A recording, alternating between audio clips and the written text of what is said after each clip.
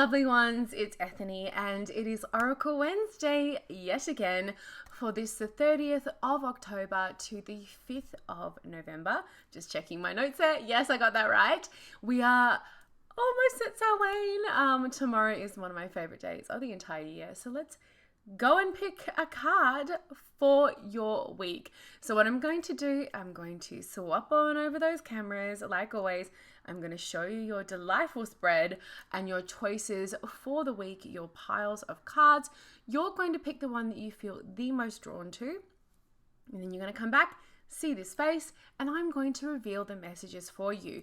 As always, if you want to know the decks that I'm using for this week's Oracle Wednesday, wait until the end and then you're going to find my little show of each one of the decks and if I've done an unboxing for them. And in the description below, you will find a link to where you can get those decks yourself if you have a must-have moment.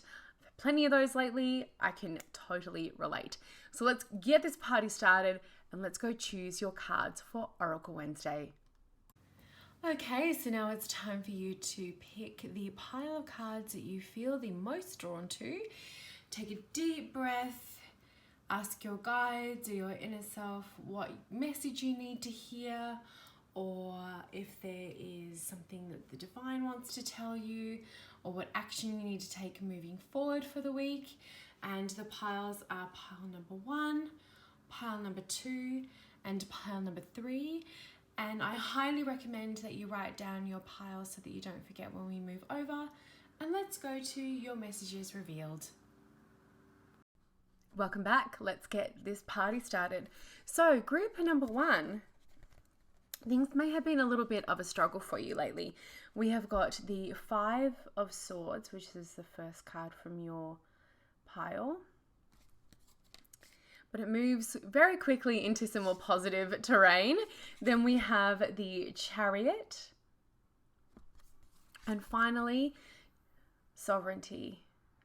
So your message this week, my little dumplings, is that while things have been a little shit in regards to maybe things that have been said, maybe your workplace has been crap, if there's any bullying going on in your workplace, please make sure that you go and speak to the right people to get help, because no one should be working in a toxic workplace. Not cool. We spend a lot of time at work. Words may have been said via, messages, email. They could have been said internally to ourselves. We could be being really judgy McJudgeson pants with a side of judge sauce with everybody else.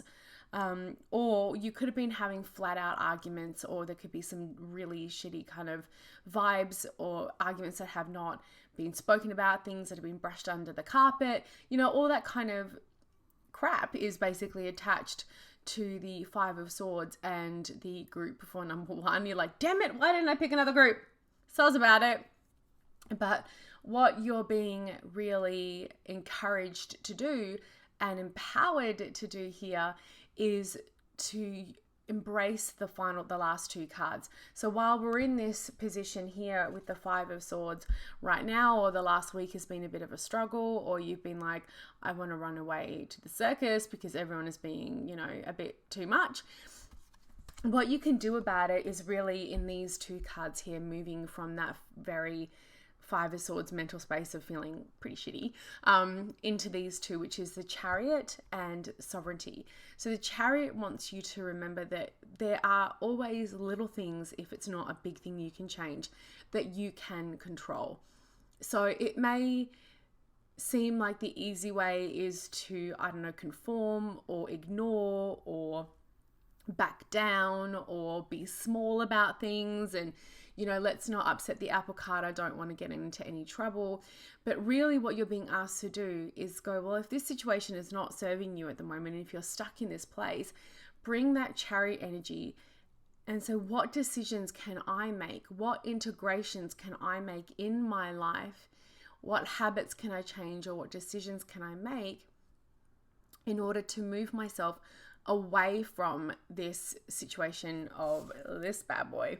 So these can be little things. It can be like making sure I've said this many times before, minimizing your time with people that are shit is a really good way of doing it, because you're not completely cutting things off. Sometimes we can't. Sometimes we have a horrible work person, or we have to find another job and we still need to be there, or someone in our family is going through a hot moment and we can't just like leave. Maybe we don't have an option.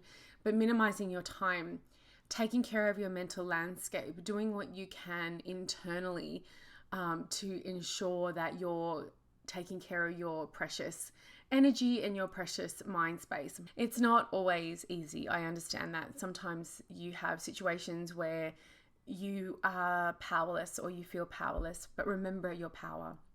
That's the final message for group number 1.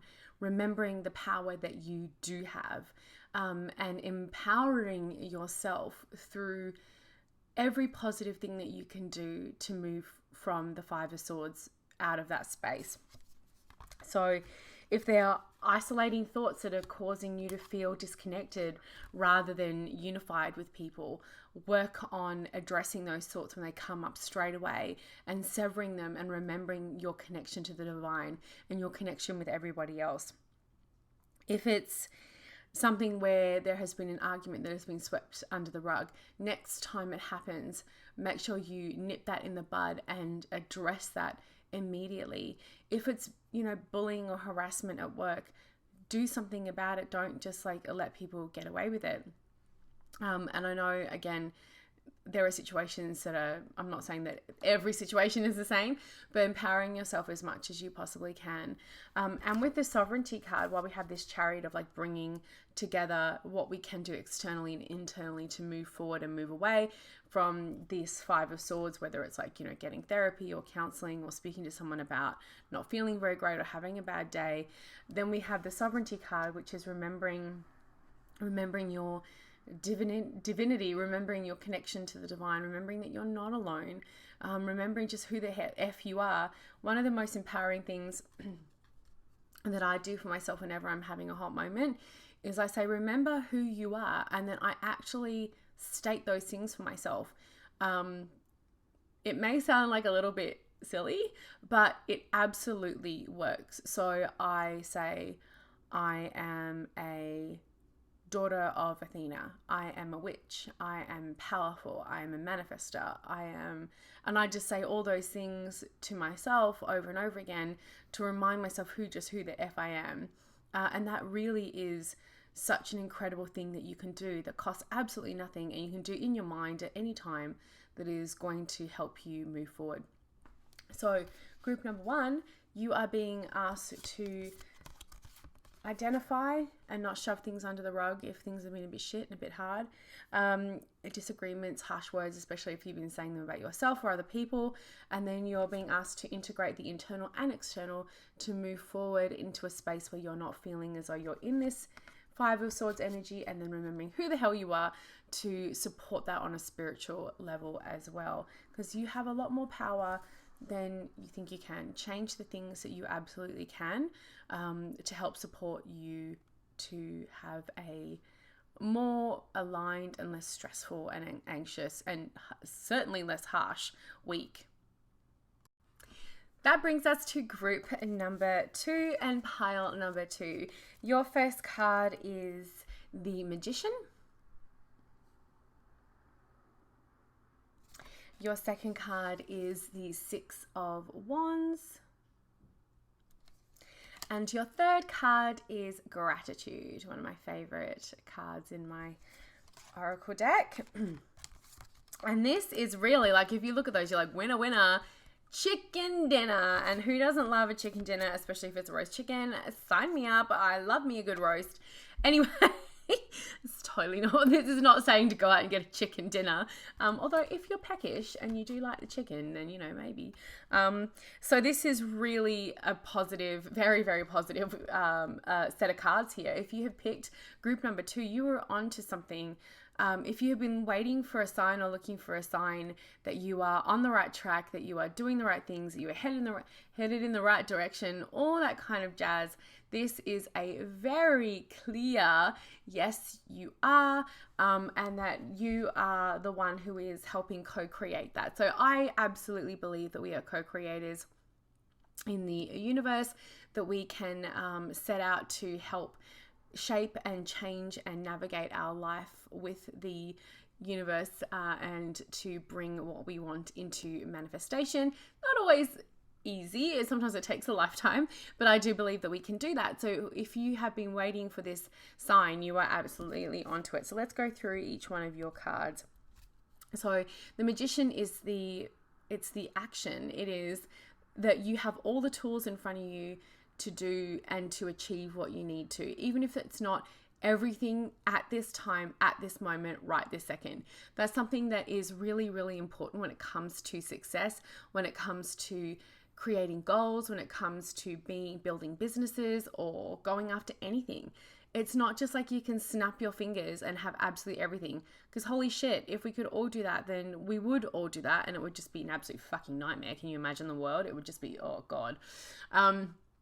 So this is to remind you that use your resources, use the things, the knowledge that you know, your esoteric knowledge, use your mind, hone your skills, use what you have to get what you want in regards to taking a stepping stone.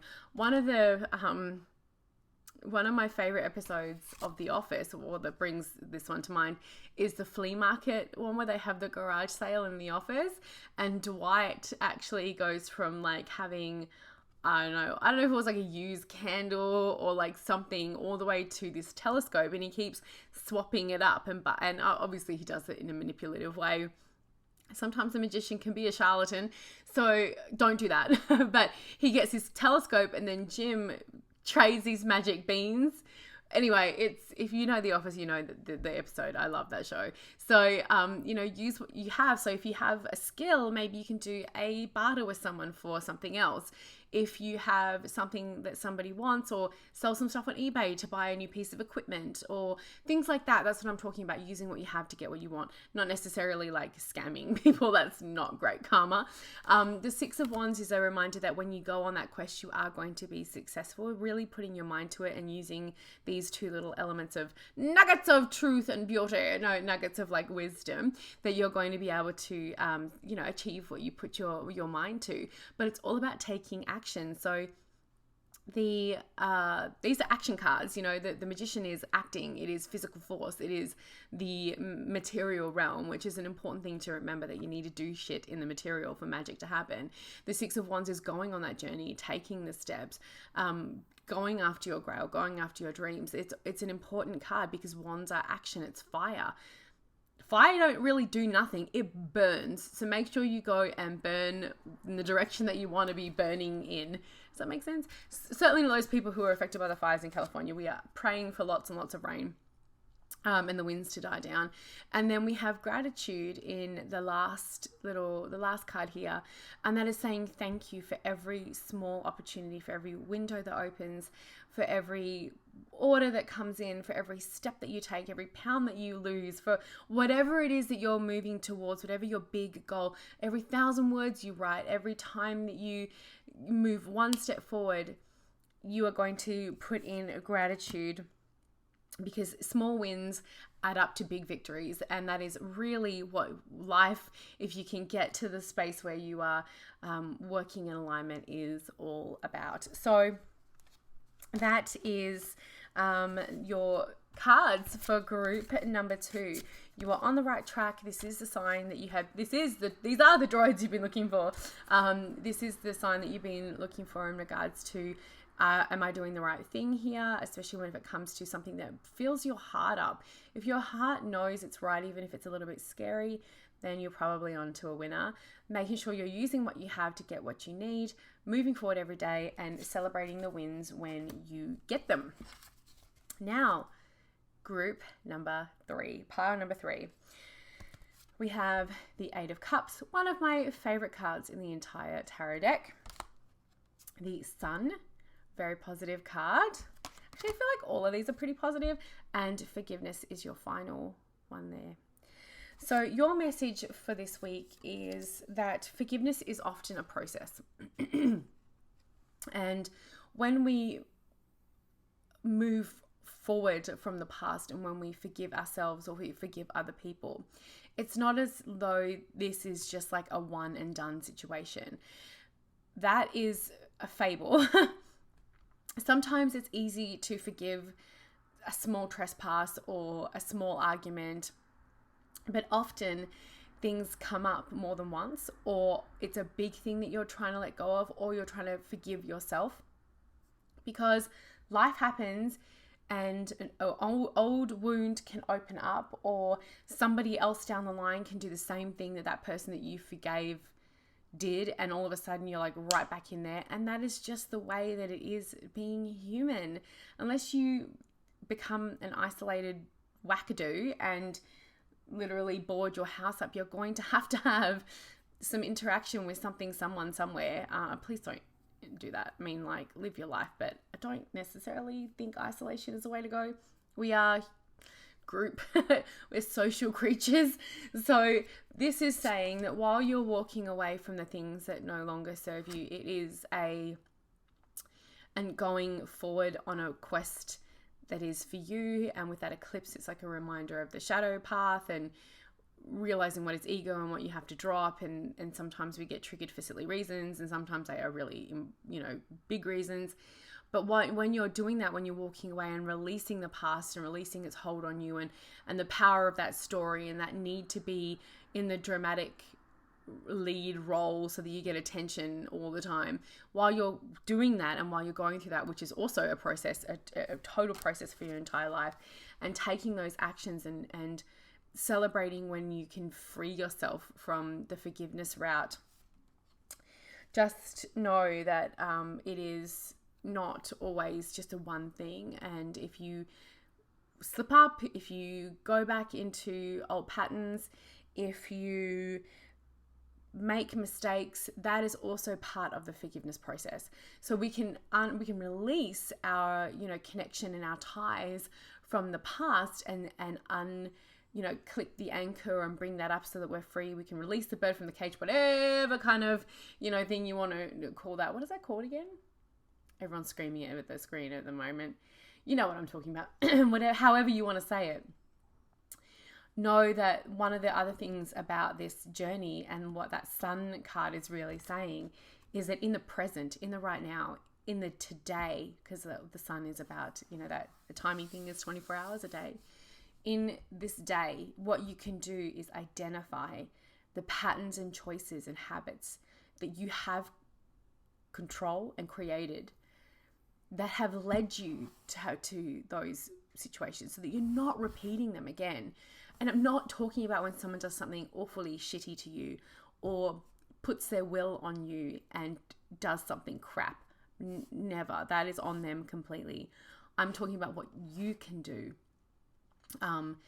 to fortify and break old habits and do things differently, so that you're not always putting yourself in a situation where you are leading to this like persecutor, blame, judgment, having to forgive, or or doing bad things for doing things for yourself, like a habit that you have that you're going to feel guilt and shame about later.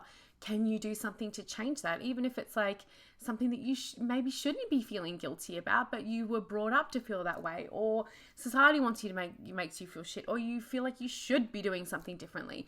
These are all along the forgiveness spectrum for yourself.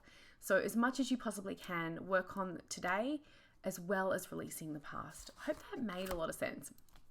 So that is group number 3. Okay, so what decks did I use today? I hope that Oracle Wednesday was great for you all. So the decks that I have used for today, the first one is the Tarot of the Golden Wheel, and I just put up the unboxing, and this deck, as I mentioned in the video, went straight onto my working space, and I had to use it. It was like begging for me to use it today. I absolutely love this deck, so much so that I kind of want to get a second copy of it, just because I know I'm going to use it. Oh, look at that damn rose card. I love that it's a gentleman. It's just so beautiful. I love the colors. I love the watercolor painting. It's just divine. Go watch my unboxing if you want to see all of these cards. Oh, it's Ace of Swords. killing me. Okay, so that's the Tarot of the Golden Wheel by US Game Systems. Look at those backs. They are fabulous. This is kind of like every time I go outside now, everything is this color. Like all the leaves are beautiful and red and orange and yellow. And it's like, it's just very autumn to me, right? Even though I don't like pumpkin spice. I've tried, I don't like it. I think it's the nutmeg because I love cinnamon. All right, second deck is the Crystal Unicorn Tarot. I do have an unboxing of this video on my channel, and it is just delightful. It's by Pamela Chen and Lisa Higuchi, and I love it. It is all of my pastel dreams come true. I'm a big fan of, I guess I like color, but I love pastels. I have this massive book of pastel things. I absolutely love pastels, and it's just the most delightful deck. It's got a beautiful sense of whimsy. It is gorgeous cardstock. Like I said, I do have that unboxing of this on my channel. It's very Rider-Waite-Smith, so it's very easy to read with. If anyone likes unicorns or anything that is very whimsical and pastel and gorgeous, then I would recommend that you go and give this one a good look, because I adorbs it. And I did get the Donut Worry, which reminds me of Kimchi, who's been copping some flack lately for cancelling a whole bunch of her stuff. But it's just such a beautiful deck, and that back, so pretty. And I love Luna Prosperity so much. They sent me this gorgeous crystal probably about a year ago, and it's on my main altar, and it is just so divine. And the last one is my Awakened Soul Oracle. Oh, we're upside down. Is my Awakened Soul Oracle, which I am working with Danielle, who is my the artist, the Australian artist that I worked with this deck, and we are nearly done with the second edition changes, which I'm so excited for. So this should be ready by early next year. I do have a waitlist available for that, but if you're on my newsletter or you follow me on social media, you will find out when it's ready. And we have changed a number of the cards, and the cards are going to be just a wee bit smaller because they are a little bit big. But a few things are going to be changed, and I will run through all of those things when they're ready. But I know this is my own deck, so I'm probably a little bit like, what is it called? Impartial. This is one of my favorite decks of all time. I just love it. It has, I think this was like the first, I did the Prince Lenormand Oracle on my, I painted that on my own, and then this was the first one I did like in a bigger production, and I did a Kickstarter, and it was very fucking scary. But I adore this beautiful deck, and I work with it all the time, every day. The first edition is out of print, but the second edition will be ready for 2020. If not earlier, the pre-orders might go up in a couple of months. Don't know. It depends on how quickly the art can get done. So those are the decks. As I mentioned, the links to where you can find them will be below. Where you can sign up for the waitlist for the Awakened Soul Oracle are also below. I hope that you have a beautiful week, and I really hope that you have a lovely Samhain or a beautiful, blessed, sexy Beltane if you are in the Southern Hemisphere. I may see a few of you tomorrow for my free Samhain ritual online. If you need any details, send me an email at ethany@tarotreadersacademy.com. And stay magical, stay fabulous, stay witchy, stay you.